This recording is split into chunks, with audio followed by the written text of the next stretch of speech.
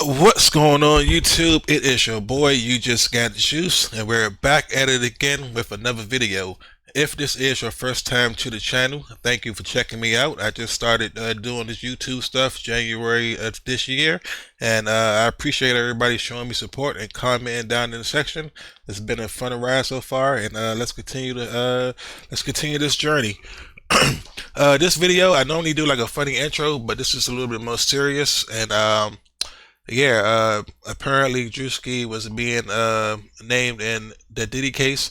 Him, Odell Beckham Jr., Diddy's mother, Jaguar Wright, Diddy's former bodyguard, Big CC, and I think Diddy's personal assistant, some girl named KK. Charlemagne dropped some knowledge this morning on the Breakfast Club, but it wasn't as much information as I heard, and I wanted the people to be informed of what really happened. Because when Charlemagne said this story don't sound believable, it lets me know that he didn't do his homework, and now I know that at the Breakfast Club, I just running with clickbait without doing the research and giving y'all the proper information. So without further ado, we're going to get started.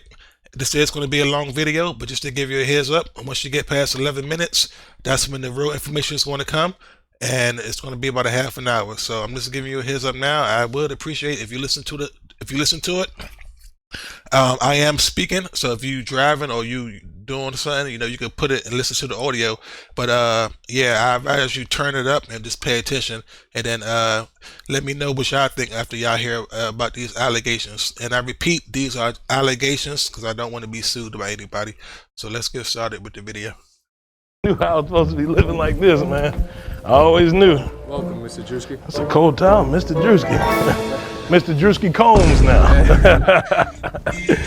Man, What's going on? just waiting on my food to get done. Got your towel, your pillow, your whole setup. Oh yeah. Thought you was getting in here with me, man. I'm good, bro. You're tripping. Christian Combs. Good. Yo, you got the Wi-Fi? I don't got the Wi-Fi. Wait 1 second real quick, bro. All right. What y'all want to do? Which one I want to wear today? Woo! Can't do without the silk. For real, I don't even know how to put this on. One of the tourists trying to get my hands on some grand It's me. Yeah, living cost me spaghetti, fettuccine and veal, but still. Woo!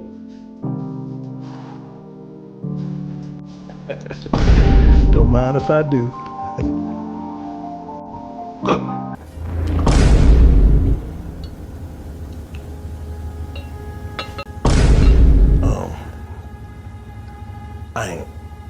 I wouldn't. Bruh. Shot. To add Drewski and Odell Beckham Jr. And what the woman is accusing them of is raping her allegedly along with Diddy. So back in October, there was a woman named Ashley Parham, I believe that's how you say her last name, and she said that she had met one of Diddy's like colleagues in a bar. He was basically trying to flex on her, FaceTime Diddy, like, to show that he knows Diddy or whatever, and she wasn't pressed. A month or so later, this woman, I guess she still kept in contact with the friend. She agreed to go and help this friend, Diddy's friend, administer some cancer medications that he needed help with at his home. She goes into the home. She's there. They're, doing whatever it is that I guess she needed done. They take a ride and come back to the house. The door was left open. When she gets back, now Puff is there with others. Allegedly, right? Now, back in October when this was first filed, we didn't know who the other parties involved in this were. But now she's saying that those John Does were Odell Beckham Jr. and Drewski.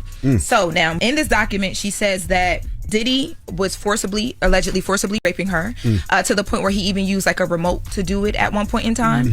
And she says that when it comes to Drewski, that Diddy allegedly instructed another defendant, who was Doe, to also rape her. And that defendant has been determined to be Drewski. The plaintiff, the woman, Ashley, is alleging that Drewski doused her with more oil and lubricant and then jumped on top of the plaintiff naked with an oil body, treating it like a slip and slide and knocking the wind out of the plaintiff due to his enormous size.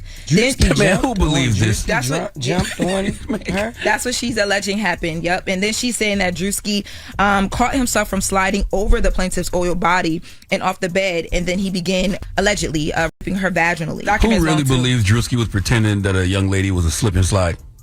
Come on now. So let's go back. He would be the third person to rape her. This is vaginal, not anal. And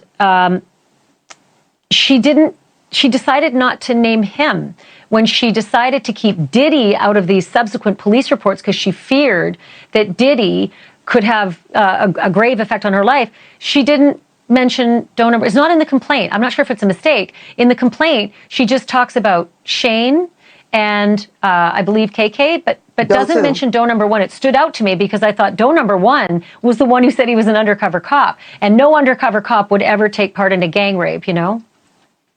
I don't know if you know too many undercover cops, and they pretty much do anything when they are infiltrating a mob or a mafia. I'm sure you probably heard stories of other undercover cops who engaged in murder. Okay, I'll give you that. Let's say he did. Otherwise, Ariel?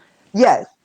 I'll give you that. Okay, I'll give you that. Let's say this guy who identified himself as an undercover cop, and maybe he was and maybe he wasn't, did take part in the attack. Why didn't she name him to the subsequent policing agencies, the Walnut Creek, and then I'm trying to remember what the last one was. There was a third agency that she reported and decided to withhold Diddy's.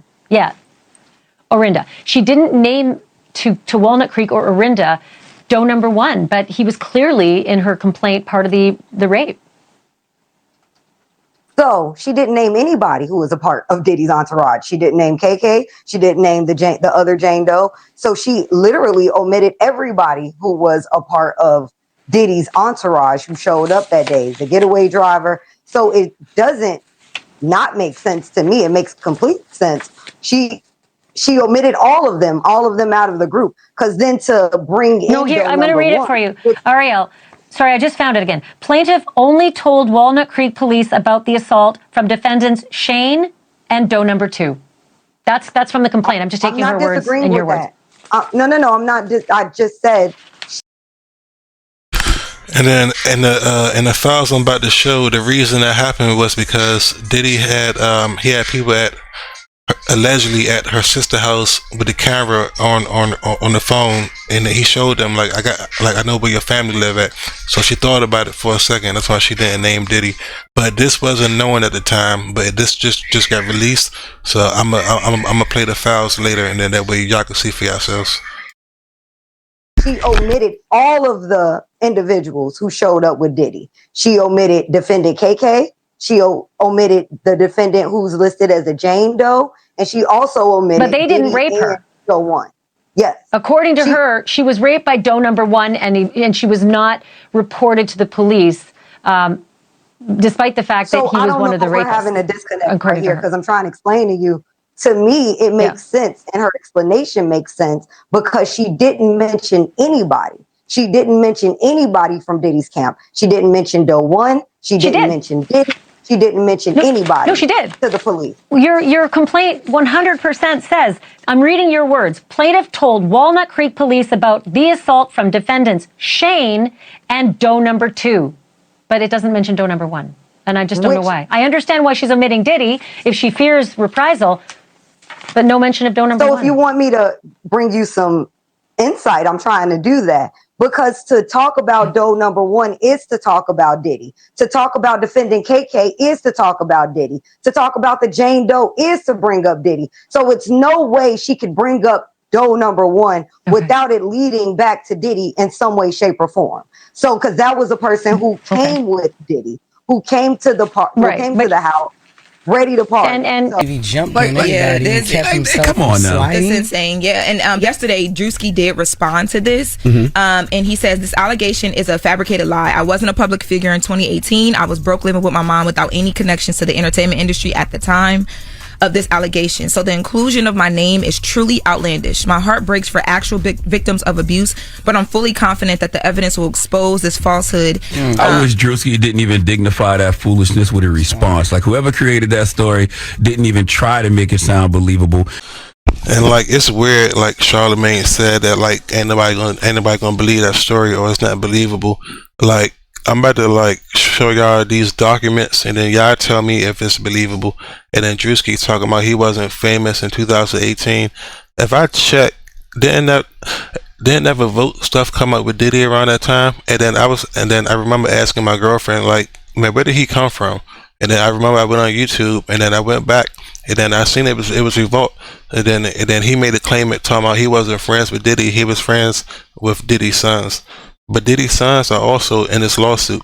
So I'm gonna show y'all a little bit of this evidence. And again, if y'all can watch the full video, that way you can make your own judgment, and then you can see, you know, like instead of listening to the Charlemagne, because like just listening to this, a lot of people going to be like, oh yeah, it's fake or whatever.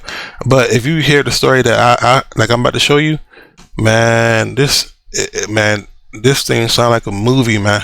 So without further ado, let me show you Exhibit A.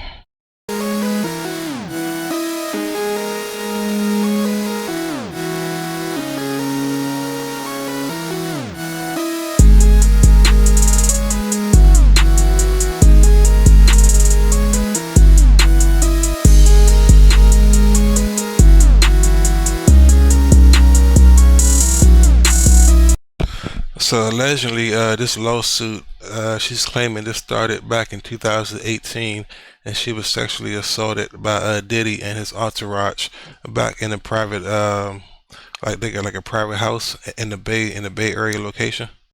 So allegedly, after she survived the attack, she had grabbed a knife and stabbed Diddy. And then after she had slashed Diddy with the knife, apparently somebody had grabbed the Glock and tried to hit her with the you know, the joint, and then she barely escaped for her life and stuff like that. All right, now again, these are alleged allegations, but I'm only showing you what I hear and how I think. So he said he wasn't nobody in 2018, but right here on Wikipedia, it said his career started October 2nd, 2017. He'd been posting comedic skits. Okay, that's 2017. So let's just say Diddy's sons or somebody seen it. They're like, oh, he's funny. Let's go hang out with this guy. Just saying. Okay, Exhibit A. All right, cool. All right, Exhibit B. Could Have Been Records was launched in 2019. And then I remember he said like he was trying to be like Diddy, or his inspirations was Suge Knight. And it's right here, you see? Two inspirational figures, Suge Knight and Diddy. And then where did he get this money from? You know, like, was it the streaming money, or was Diddy already around? Because this is 2019, so this alleged allegation happened in 2018. Okay, Exhibit B. So like in the documents that I found, I was reading on this person's YouTube page, man, she got Diddy mother involved, she got Drag Right, the big homie CC, that was like his bodyguard, Drewski, and Odell Beckham, and I think it's like somebody else. Plaintiff met defendant Shane in February 2018 after an altercation with another man at a bar, and defendant Shane came to plaintiff's rescue. While outside the bar with friends and other patrons, defendant Shane FaceTime video called defendant Diddy and was showing people defendant Diddy in the video on his phone, attempting to impress the people with his famous friend. Defendant Shane then showed plaintiff defendant Diddy on the video call, which plaintiff ignored, state was not impressed by him knowing defendant Diddy because she believed defendant Diddy had something to do with the murder of rapper Tupac Shakur. Visible in the FaceTime call was defendant Diddy and some of his children, including his sons Christian and Quincy. It appears from the plaintiff's perspective defendant Diddy was having a get-together at his home.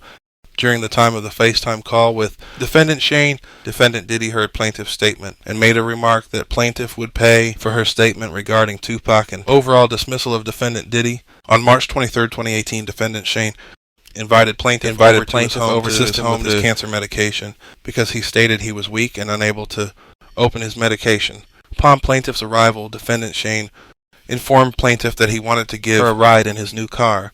Plaintiff and defendant Shane left his residence for a brief period and then returned. Once they returned, defendant Shane left the door to his apartment partially open and stated that the door was ajar because there was an issue with the door where it couldn't close completely. Defendant Shane was renting an apartment on the lower floor of a home in Orinda, California.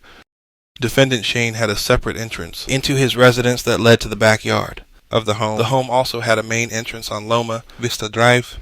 Defendant Shane rented the home from a woman who lived in the upstairs portion of the home and had two dogs who resided with her. Plaintiff and defendant Shane then began to watch a movie, and defendant Shane offered her a glass of water, which he retrieved and brought back to plaintiff. Approximately 10 minutes after plaintiff and defendant Shane returned from drive, defendant Diddy entered defendant Shane's residence. Defendant Diddy entered the home in a grand, ready-to-party manner. His grandiose entrance was so loud that the dogs upstairs began barking. Defendant Diddy did not enter the home through the backyard entrance, but instead through the main entrance. Along with defendant Diddy were his bodyguards, defendant Big Homie CC, defendant KK, which is also known as Christina Quorum, defendant Brandy, defendant Donor 2, who, upon information, is a friend of defendant Shane, and defendant Diddy's driver, Doe number 3, who remained outside and in his vehicle during the duration of plaintiff's assault. Plaintiff believes defendant Shane invited her to set her up to be assaulted by defendant Diddy because of the statement she made about defendant Diddy a month prior. Upon defendant Diddy's arrival, he immediately began to antagonize the plaintiff, stating that she thought she'd never see him in person, pay for her statements about Tupac during the video call, and that defendant Diddy caught plaintiff. Plaintiff was in shock, as she never believed that she would ever see or meet defendant Diddy in real life, let alone in the small apartment rented by defendant Shane. Defendant Diddy then began advancing towards where plaintiff was sitting on defendant Shane's bed with a knife, and held it right to the side of plaintiff's face and threatened to give her a Glasgow smile in retaliation for her previous statements on the video call. Defendant KK Christina Quorum told defendant Diddy that she did not think that giving plaintiff a Glasgow smile would be advantageous to their potential clients who they could sell plaintiff for sex to. Defendant KK then made a threat to plaintiff that she could ship her off anywhere in the world and that she would never see her family or anyone she knew ever again. Defendant Shane then partially undressed plaintiff. Then defendant Diddy removed the remainder of plaintiff's clothing, removing the knife from her face and then retrieving a bottle of liquid from a large fanny pack. Defendant Diddy then squirted a bottle of liquid to one plaintiff, which placed her in fear that she was being squirted with a chemical substance like acid. Soon realized the substance was an oil lubricant. Plaintiff was spread it with this substance over the entirety of her naked body. Defendant KK Christina Quorum was then told by defendant Diddy to insert what looked like a syringe from sterile packaging into plaintiff's feminine region. Defendant KK did as told while assisted by defendant Brandy, and then told defendant Diddy that they were unable to use the IUD because it had prematurely been released from its packaging. Defendant Diddy, upset by this, took the syringe from defendant KK and tried inserting it in plaintiff's feminine region instead. Defendant KK and Diddy began to argue as defendant KK continued to advise defendant Diddy that since the IUD had been prematurely released from its packaging, it was no way they could insert it into plaintiff's feminine region effectively. After some time, defendant Diddy heeded the advice of defendant KK and removed the syringe from plaintiff's feminine region and handed it to defendant KK. Defendant KK and defendant Brandy then exited defendant Shane's residence, leaving plaintiff alone with defendant Diddy and John Doe's, who have been named herein. Defendant Diddy then picked up a television remote that was near plaintiff and violently inserted it into plaintiff's female regions. Defendant Diddy, while violently airing plaintiff with the television remote, told plaintiff that her life was in his hands and that if he wanted he could take her and she would never be seen again. Plaintiff began hysterically crying from the threats by defendant Diddy, along with the pain of being violently arred in her feminine region by defendant Diddy with the television remote, as well as the lingering pain from the ordeal with the IUD syringe insertion. Defendant Diddy then instructed defendant Shane to turn plaintiff on her stomach, seemingly tired of hearing the plaintiff's blood-curdling cries. Defendant Shane then grabbed plaintiff by her abdomen and hips and turned plaintiff on her stomach. Defendant Diddy then instructed defendant Shane to put a pillow over her head because he didn't want to see her face or hear her cries, and instructed plaintiff Shane to take advantage of plaintiff from her backside. Defendant Shane did as he was told by defendant Diddy and began to take advantage of plaintiff's backside. Defendant Diddy then violently arced plaintiff by her backside as well. After defendant Shane, defendant Donor 2 then joined defendant Diddy and Shane, taking turns taking advantage of plaintiff's backside. Immediately after defendant Doe number 2 took advantage of plaintiff, he exited defendant Shane's residence. Defendant Diddy then instructed another defendant Doe to also take advantage of plaintiff. Defendant Doe has been determined to be defendant Drewski. Instead of immediately taking advantage of plaintiff, defendant Drewski doused plaintiff with more oil/lubricant and then jumped on top of plaintiff's naked and oiled body, treating it like a slip and slide and knocking the wind out of plaintiff due to his enormous size. Defendant Drewski then caught himself from sliding over plaintiff's oiled body and off the bed. He then began taking advantage of plaintiff's feminine region. While defendant Drowski was taking advantage of plaintiff, defendant Diddy sat in a chair near the bed and began to pleasure himself while recording plaintiff's R by defendant Drewski. Another party's phone fell on the bed near plaintiff's. Plaintiff then attempted to grab the phone, but it slipped out of her hands and onto the floor due to the oil lubricant that had been doused all over her person by defendants Diddy and Drowski. Defendant Diddy began laughing at plaintiff's attempt to grab the phone. Throughout the violent gang, our defendant Diddy made constant belittling remarks to plaintiff, including that he owned her now. At some point during this ordeal, plaintiff remembers defendants referring to another defendant Doe as Cornelius and remembers the name because it was so odd and unique. Plaintiff has come to discover that defendant Doe Cornelius, who R'd her, was defendant Odell. Plaintiff's body was becoming more and more limp over the course of the violent R until eventually she had no control over her body, nor could she move her body. While defendant Drowski finished airing, plaintiff defendant KK entered the room to examine the condition of plaintiff, who was barely able to move or control her bodily functions. Defendant KK examined plaintiff to see if she needed assistance and was about to give plaintiff an IV fluid. Plaintiff could not be certain if she did or did not receive such intravenous intervention. Defendant KK then opened a different bag, different from the one defendant Diddy, removed the oil from where plaintiff observed several medicine bottles, IV fluid bags, and other unidentifiable powder-like drugs. Defendant KK then removed a pill from one of the medicine bottles and gave it to defendant Diddy. Defendant Diddy then inserted the pill into plaintiff's mouth and down her throat where plaintiff had no choice but to ingest the unknown pill. Defendants Diddy, Shane, KK, Odell, and Drewski then exited the residence to the backyard where they smoked marijuana and cigarettes. Plaintiff remained in an almost lifeless state in defendant Shane's bedroom until she finally regained her bodily functions. Plaintiff began looking for her clothes, her purse that contained her car keys and her cell phone, but could not discover them in the room or anywhere in the apartment. Plaintiff was only able to find a t-shirt on the floor which she put on to cover her body. Plaintiff also observed a black condom wrapper on the floor of the bedroom, which she assumed was used by one of the defendants, most likely defendant Diddy during the R. Plaintiff then found a knife with the assistance of the Doe's plaintiffs and headed to the backyard where defendants were smoking. As that was the only way to exit the premises onto the street, plaintiff concealed the knife on her left side as she exited the apartment to the backyard area. Upon coming to the exit of the home which led to the backyard, plaintiff was met by defendant's big homie CC, who was standing at the door between the residence and backyard. By the time plaintiff was able to compose herself and come to the backyard, defendant KK was no longer in the backyard, but upstairs on the patio balcony with defendant Brandy. Defendant Doe allowed plaintiff to walk to the backyard where defendants were still smoking. Defendant Doe did not see the knife that plaintiff concealed on her left side as it was obstructed by the oversized t-shirt plaintiff was wearing. Plaintiff observed defendant Diddy still partially nude from the assault while the other defendants had on their clothing. Defendant Shane then left to the upstairs portion of the patio balcony where defendant KK and Brandy were already situated. Plaintiff then sat down on the makeshift seat in the backyard when defendant Diddy noticed her presence and remarked that he was surprised she was still able to walk because he had given her enough drugs to take out a horse. Plaintiff then asked Diddy what he gave her, and he laughed and did not provide a response. Defendant Diddy then made further comments to plaintiff in a jovial, friendly manner, asking why they hadn't partied together before because it was so much fun and he hadn't had any ass that tight in a while.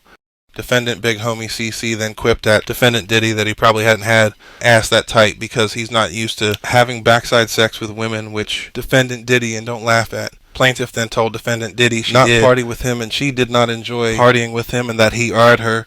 Defendant Diddy did not like plaintiff's response to his lighthearted commentary and offered plaintiff money and instructed plaintiffs to say that the violent R was consensual and that plaintiff was a sex worker. Plaintiff became enraged and yelled at defendant Diddy that her R was not consensual and that she was not a sex worker, and she refused to take any money from him and would tell the police that he had R'd her. Defendant Diddy then told plaintiff no one would ever believe she had been R'd by him, and if she did tell anyone such, that they would harm her family. Defendant Big Homie CC then showed plaintiff his phone, which looked as if it was outside of plaintiff's estranged sister's residence, as she could see her sister sitting on a couch and her sister's spouse on the balcony. It looked as if someone was outside the residence streaming this video to defendant Big Homie CC's phone. Plaintiff, while still rattled by what she was seeing on defendant Big Homie CC's phone, was still angry about being gang R'd and was not complying with defendant Diddy's request to take the money, being offered to say that the R was consensual. Defendant Diddy then called defendant Janice in an effort to further convince plaintiff not to report her assault. Defendant Janice yelled at plaintiff to not hurt her son. Plaintiff told Janice that her son had violently arred plaintiff. Defendant Janice, seemingly unfazed by the statement, then continued her demand with plaintiff to take the money being offered and not report the R to law enforcement. Defendant Diddy then made further threats that he had gotten off from bigger crimes than this and referred to Tupac again, further antagonizing plaintiff. Defendant Big Homie CeCe turned to Defendant Diddy and pulled his pow-pow on him, asking him to repeat what he had said in reference to Tupac. As the two of them were exchanging words, plaintiff went behind Defendant Big Homie CeCe, where he seemingly began to protect plaintiff. Defendant Big Homie CeCe then advanced to Defendant Diddy, questioning him over the comments he made about Tupac. During this commotion, a neighbor directly across the street came outside and peered into the backyard and asked what all of the commotion was about. Defendant Big Homie CeCe then pointed his pow-pow at the neighbor and instructed him to mind his business and return to his residence. Defendant Big Homie CeCe then turned the pow-pow back on Defendant Diddy. Plaintiff not far behind Defendant Big Homie CeCe tried to grab Defendant Big Homie CeCe's hand that had the pow-pow. The pow-pow then went off and hit the hill behind Defendant Shane's residence. Defendant Diddy then ran up the back stairs near the hill in the backyard towards where Defendant KK Shane and Brandy were.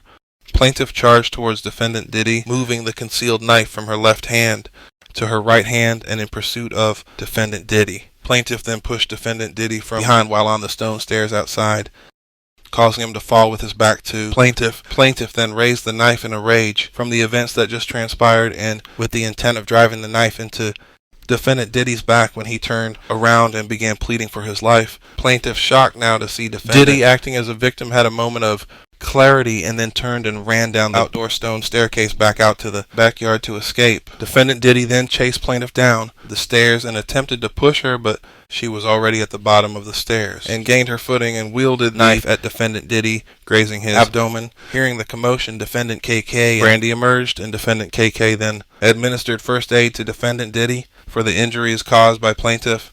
Plaintiff tried to make a quick dash for the exit, but it was thwarted by another Defendant Doe. After a period of time, plaintiff was able to abscond from Defendant Doe due to the first day of commotion with Defendant Diddy and was able to run down the street. Once plaintiff made it onto the street, she began yelling loudly for someone to call the police. Defendant Doe, who had now caught up with plaintiff, advised plaintiff that he was an undercover cop. To this day, plaintiff is unsure of the truth or falsity of that statement.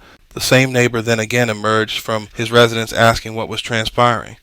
Just as plaintiff was attempting to answer, gunshots began being fired in plaintiff's direction. Plaintiff fled to a car near where the neighbor was also taking cover and lost sight of Defendant Doe. Plaintiff then heard an SUV screeching and speeding, leaving the residence. Plaintiff then entered the home of the neighbor, who informed her that he had already called police. Plaintiff informed the neighbor that it was Combs who had arred her and shot at them, but the neighbor was unaware Defendant Diddy was. Shortly thereafter, a sheriff from the Contra Costa Sheriff's Department arrived at the neighbor's home. Plaintiff identified the person who arrived at the neighbor's home posing Contra Costa Sheriff was Defendant Pelletier, so she ended up staying at the neighbor's house for some time, but she didn't really know who to trust because this person that was posing as a police officer didn't take her home, didn't take her to the hospital, didn't call for backup. So she's like, what kind of police officer is this? So she stayed at the neighbor's house for a short time, then she went back to Shane's house, her purse and her phone, so she could leave. Shane acted as if nothing happened, and he told her that she wasn't in any condition to drive home and she needed to sleep. He left the house, but the next morning he came back. He gave her keys, her purse, and her phone, and so she left. Now she ended up calling her primary care physician and asked for an HIV and STD test in fear that she may have contracted something. Now she tried to continue on with her life, but she was in fear that something would happen to not only her, but also her family, because you remember, Big Homie CeCe showed her that video outside of her sister's home. Now she says miraculously before the attack, Shane began driving a new car, and she believes that car was payment for what later transpired. Now she went to the hospital and told the staff there what happened, but she did not mention Diddy's name. Now a different police department came to the hospital and took a statement, and she also filed a police report with the Walnut Creek Police Department and left her underwear as proof. But since then, she has not been able to retrieve the police report or get any resolve from either police department. So let's get into plaintiffs John and Jane Doe, who are mother and son. Now, plaintiffs were taken from their Las Vegas residence by Defendant Pelletier. That's the fake police officer as they walked to their vehicle. Defendant Pelletier put a pow-pow to plaintiff John Doe's back and instructed him to get into a black SUV regarding extraditing plaintiff for warrants to California. Now, plaintiff did not have any warrants nor convictions. Plaintiff demanded to be shown the warrants, and defendant Pelletier refused and threatened to shoot plaintiff if they protested further. In the back of the SUV was defendant Valdez. Defendant was unknown to plaintiff at the time. The defendant dressed in dark clothes and instructed plaintiffs not to look at him. Plaintiffs were then transported to what they believe was defendant Pelletier's residence at blank blank blank Bay Street, Las Vegas. Plaintiff was ordered inside and brought to the living room and forced to sit on the couch and were physically restrained. Plaintiffs demanded to speak to their attorney, which was refused, ignored, or met with threats of violence. It became obvious to plaintiffs that this was not a legal arrest and that Pelletier was acting outside of colors of law.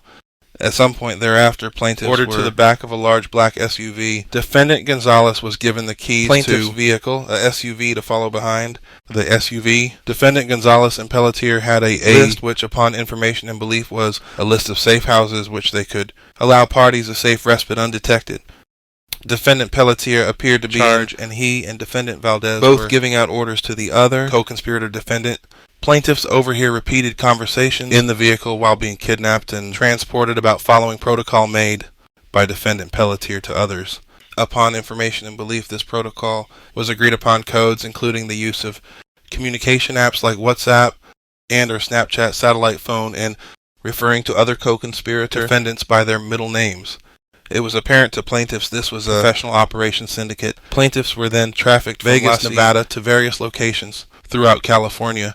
The first location plaintiffs were able to identify was in Danville, California, and the convoy with the SUV plaintiffs were placed in also included plaintiff's SUV that was driven by defendant Gonzalez. Upon information and belief, defendant KK was in another SUV part of the convoy. At some point, defendant Gonzalez complained he was having trouble keeping up with the convoy of black SUV because the SUV ran poorly. Plaintiff alleged the convoy drive was for numerous hours, but the exact time was uncertain as they were unable to keep adequate track of time. The next location plaintiffs were taken among the safe houses on their route to an unknown destination was Blankway, Danville, California, 94506. Plaintiffs heard some altercation with the owners of the home not wanting to be involved with the defendant's scheme. Plaintiffs attempted to plead with owners for help and could not understand why they wouldn't heed plaintiffs' cries for help. Plaintiff heard the owners speak a language which they believed was far sick. Upon information and believed this location was approximately 20 miles from the home in Orinda where plaintiff Perrin was assaulted. During the transportation of plaintiffs across state lines, they were given water to drink, which plaintiffs believed was drug. Defendant Valdez would provide plaintiff the water, which after drinking plaintiff would feel slightly euphoric, dizzy, and then sick. Defendant Valdez would demand plaintiffs drink the water, but they refuse and or fake consumption. Plaintiffs were forced to listen to a device with music similar to a device associated with defendant KK's nonprofit organization Music Beats Heart in order to prevent plaintiffs from eavesdropping on conversation. At certain times, the music stopped playing, and plaintiff John Doe was able to get the earbuds partially out of one ear without defendants noticing to hear conversations about the plans they had for plaintiffs. Plaintiffs were taken to another location at Blank Boulevard in El Cerrito County, California. Plaintiffs were able to keep track of locations by remembering cross streets when they were finally let out of the vehicle for stops. At this location, plaintiffs observed an RV recreational vehicle arrive at the residence. During this stop is when plaintiffs noticed defendant KK was part of the convoy. At this stop, plaintiffs overheard KK being referred to as her code name, believed to be her middle name, Natasha, discussing visiting the UC Berkeley campus, as defendants seemed very familiar with the area and familiar with the city. Upon information, this location was approximately 7 miles from the home in Orinda where plaintiff was assaulted. Plaintiffs were taken to another location at the Beacon Grand Hotel, Sir Francis Drake. Defendant Shane worked at the hotel as a manager. Plaintiffs were taken into the hotel in what appeared to be a side entrance by defendant Valdez, Pelletier, and Gonzalez. Defendant Pelletier told the co-conspirators defendants he would stay at a different hotel nearby so it wouldn't be linked to him. Once inside the hotel, plaintiffs were beaten drugged by defendant Valdez and Gonzalez. Plaintiffs pleaded with Valdez and Gonzalez to be released and for mercy. Defendant Valdez and Gonzalez instructed plaintiffs to sign paperwork at gunpoint. When plaintiffs refused, defendant Gonzalez would pistol whip plaintiffs on the back of their heads. Defendant Gonzalez eventually gave plaintiffs a drink which caused them to pass out. Plaintiffs spent the night at the hotel with defendant Gonzalez and Valdez taking turns watching them. The next morning, plaintiffs restrained and bound by their hands in front and were placed into a vehicle. Plaintiffs then saw defendant Jaguar and Helena. That's Jaguar, right? Upon information and belief, defendant Jaguar and Helena were in a small sedan, light-colored white or beige. Plaintiffs were then transported to the location of Plaintiff Pam's brutal assault on Loma Vista Drive by defendant Jaguar and Helena. Defendant Helena was the driver and defendant Jaguar was the passenger. Defendant Helena warned plaintiff if they tried to escape or run that she would have to shoot you. Defendant Helena also warned plaintiff not to throw up in her vehicle, saying, "You better not throw up in my car or get sick." Defendant Helena mentioned having two partners as backup who were bounty hunters. Plaintiffs were familiar with defendant Helena as she had filed a lawsuit against superstar singer Michael Jackson in 2005 and filed a creditor's claim against the Jackson estate upon his untimely demise in 2009. Plaintiffs were familiar with defendant Helena from her previous Michael Jackson lawsuit and had previously met with defendant at her home in West Hollywood to determine the credibility of her claims and if they were similar in nature to plaintiffs. Plaintiffs had reported defendant Helena multiple times to the LA and OC FBI field offices for her role in the crime syndicate with defendants Pelletier, Valdez, and other individuals. Plaintiffs attempted to make conversation with defendant Helena in which she admitted she was the same person who plaintiffs had met with previously. Defendant Jaguar, aggravated, stated, "You let them know who you are?" That's really great. Plaintiffs noticed defendant had large bags of manila envelopes full of cash that was banded. It appeared they were separating the large sums of cash to distribute as they were placing cash into the manila folders. Defendant Jaguar discussed with defendant Helena how the party started the first black-owned network. Upon information and belief, plaintiffs believed the network to be Revolt TV. Defendant Jaguar and defendant Helena discussed the other co-conspirators, but referred to them by their middle names. Natasha, defendant KK, Pedro, defendant Gonzalez, Lyra, defendant Valdez, Cornelius, defendant Odell, and Larry, shortened to Lawrence, defendant Pelletier. When defendant Jaguar said Cornelius, it upset defendant Helena, who said that defendants Odell and Drosky were her clients and nothing better happened to them and plaintiffs better not say anything about them or she would have plaintiffs unalive. Defendant Jaguar then told plaintiffs they were being taken to meet John. Plaintiffs now know that was referring to defendant Diddy. When defendants arrived with plaintiffs at the Loma Vista location, it appears as they were waiting and coordinating for others to arrive. A large sedan arrived and plaintiffs were placed in the back with defendant Valdez. Defendant Pelletier was driving. Plaintiffs then arrived at a short driveway curb. Plaintiffs remember looking for intersecting saint signs at this location and found blank a dead-end saint-off of Loma Vista Drive. Plaintiff John Doe repeated the name of the streets to himself so he remembered and was able to whisper into Jane Doe's ear to remember the intersecting saint name blank. Plaintiffs believed this was to be smarter in and tried to devise a plan for escape. Plaintiffs were brought into the house and into the kitchen where they were watched by defendant Gonzalez. Plaintiffs repeated their pleas defendant Gonzalez to be released and for mercy, which he replied there's nothing he could do. Plaintiffs could hear other people inside the home and tried to listen to understand what was happening, which included a woman's scream. Eventually, plaintiffs were led deeper into the home where they encountered more individuals, including defendant Diddy. Plaintiffs observed several individuals gathered around a bed while defendant Gonzalez and Valdez stood out of guard. Defendant Jaguar told plaintiffs he wants something you have. If I were you, I'd figure out what it is really fast. That he, defendant, was referring to is believed to be defendant Diddy. Shortly after, defendant Drewski appeared wearing a vest and shorts and he engaged in conversation with plaintiffs. Plaintiffs tried to appeal to defendant by talking about the music industry and defendant instructed plaintiffs that they should cooperate. Plaintiffs described what they observed during the assault of plaintiff Parham after the interaction with defendant Drewski. Plaintiffs observed plaintiff Parham having an IUD forcefully placed in her female regions by defendant KK with the assistance of defendant Brandy.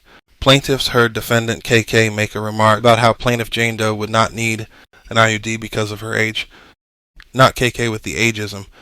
While hearing plaintiff Parham scream in agony during the forceful IUD insertion, plaintiff Jane Doe yelled, "Stop hurting her." Plaintiffs observed defendant Shane placed a pillow over plaintiff Parham's face, basically obstructing her breathing, and plaintiff Jane Doe yelled for them to stop or that she will be unalive.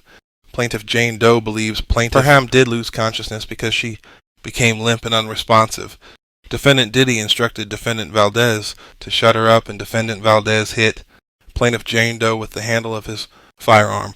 Plaintiff John Doe witnessed plaintiff Parham being assaulted by the remote, and when he tried to say something, plaintiff told to shut up or they will put the remote in him next. Plaintiff John Doe believes he heard defendant Jaguar make remarks, put the remote, she's going to learn today in telling Plaintiff Parham that she was going to make it worse. Plaintiffs believe the remote assault was to punish Plaintiff Parham for the IUD failure. Plaintiffs heard Defendant KK remark to Defendant Diddy and Drosky that she needed to keep them sufficiently drugged, and revealed a bag full of drugs and paraphernalia. Defendant KK appeared to be distributing doses to defendants, asking them their weight to administer the proper amount. At some point, Plaintiff John Doe was taken to the bathroom. While in the bathroom, believed there may have been other tenants, and began to bang on the walls, hoping someone would hear him. But the only person who heard him was Defendants Valdez and Gonzalez, who were outside keeping watch. Upon Plaintiff John Doe's return, he saw Defendant Odell. Plaintiff John Doe took immediate notice of Defendant Odell because when he took his clothes off, plaintiff remembers defendant being in great shape, especially in comparison to the naked bodies of defendant Diddy and Drosky. Plaintiff John Doe overheard defendant Diddy and Odell discussing business and plans to have plaintiff Parham return to New York with defendant Odell. Plaintiff John Doe could not readily observe where plaintiff Jane Doe was this time. While during this time where plaintiff Jane Doe was out of sight of plaintiff John Doe, Plaintiff Jane Doe was being assayed by Defendant Valdez in another room. Plaintiff John Doe witnessed the gang guard. Plaintiff Parham. Plaintiff Jane Doe witnessed the gang guard. Plaintiff Parham. Plaintiff John Doe witnessed defendant Drewski doused Plaintiff Parham in baby oil and then jumped and slid across her body. Plaintiff John Doe observed defendant Diddy and Drosky manically and hysterically laughing, which plaintiff attributed to their drug use.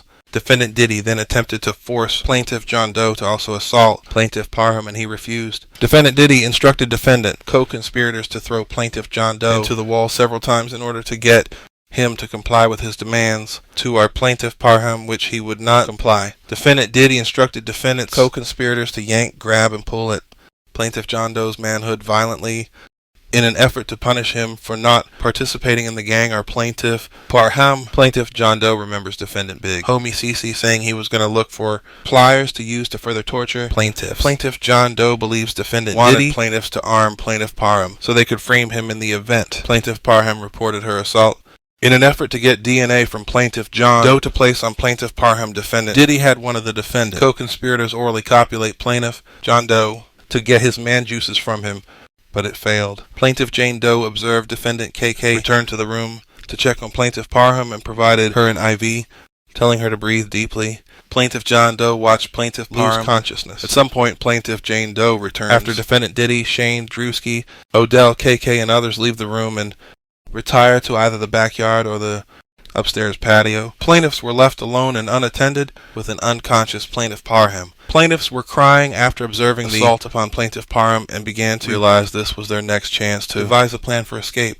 Plaintiffs began looking for weapons and exit points to make their escape. Plaintiff could not find any phones or any weapons like knives in the kitchen, as it appears all the cutlery and silverware had been removed from the home. Plaintiffs were trying to act quickly while the defendants left them unattended and were outside smoking, drinking, and loudly laughing as if having a party. Plaintiffs observed others outside believed Diddy's sons, Christian and Quincy. Plaintiffs observed them roughhousing and practicing layup basketball moves. Plaintiffs heard defendant Diddy tell sons to watch the gate and make sure no one left. Plaintiffs observed defendant Gonzalez outside the front door, where the front door was barricaded by yellow crime scene-like tape. The door lock was unusual as it was facing backwards, needing the key to exit.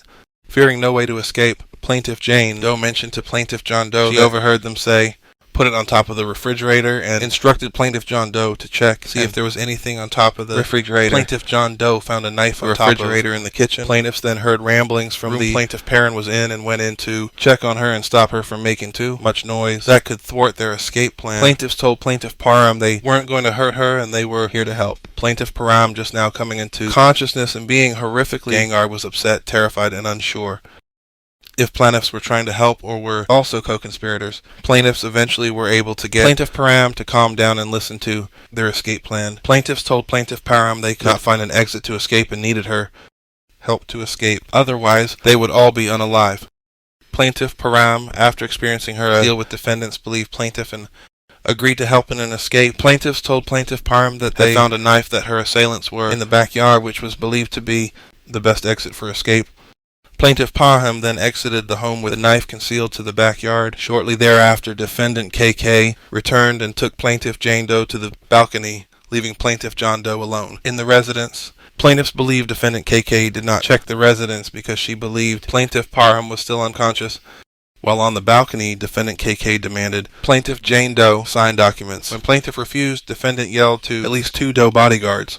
Plaintiff would not sign and asked them to assist. Plaintiffs believed the documents related to creditors' claims plaintiff had filed against the Michael Jackson estate. During this interaction, parties hear a gunshot which causes everyone to run towards the backyard where the shot came from.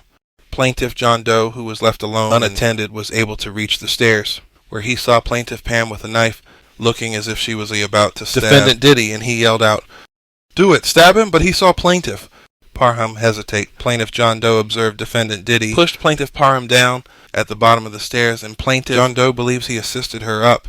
Plaintiffs were then briefly reunited, and plaintiff John Doe told plaintiff Jane Doe now was our opportunity to escape. Following plaintiff Parham, plaintiff ran out of the back gate onto the street and in the opposite direction of plaintiff Parham. Plaintiffs arrived at the house next door to the residence and ranged on the door and yelled for help. The wife came out and said that she and her husband couldn't help. Plaintiff found the exchange bizarre and couldn't understand why they would not help or call 911. Plaintiffs were then able to try to hide until they saw an officer report to the location where they attempted to speak with the officer. Before plaintiffs were able to speak to the local officer, defendant Pelletier appeared and obstructed plaintiffs from speaking to the responding officer, telling the responding officer a federal investigation was ongoing and not to interfere. Defendant Pelletier told the officer to turn off his body camera. Defendant Pelletier told the officer he was on a case for drug trafficking and had the house under surveillance and will report later to the local precinct. Defendant Pelletier referred to plaintiffs and plaintiffs Parham as suspects and said they were homeless.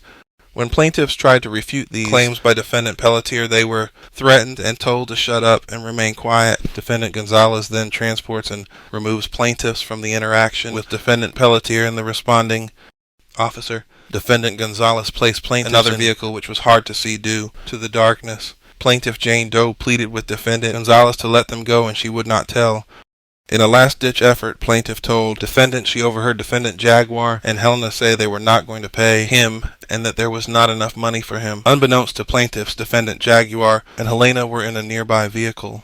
Defendant Gonzalez exited the vehicle and went to the vehicle with defendant Jaguar and Helena and confronted them about what plaintiff Jane Doe said. Defendant Gonzalez returned to the vehicle. Plaintiffs were being held, seemingly confirming what plaintiff Jane Doe said, because plaintiff heard him use the Spanish term mayate, which is often used as a slur towards black people.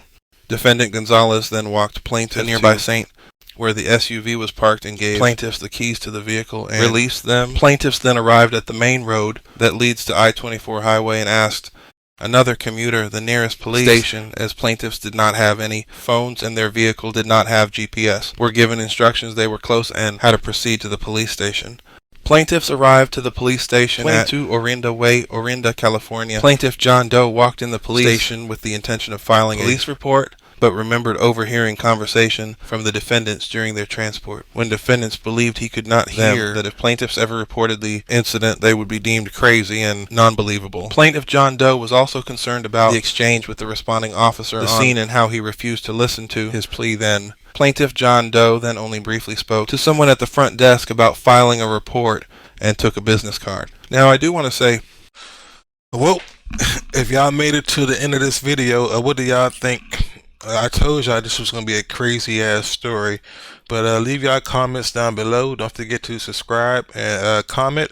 I finally made it to 650 subscribers. Thank y'all. Appreciate the love. And yeah, I'll catch you guys next time. Don't forget, you got the juice now, and we are out. Boo, boo, boo, boo, boo.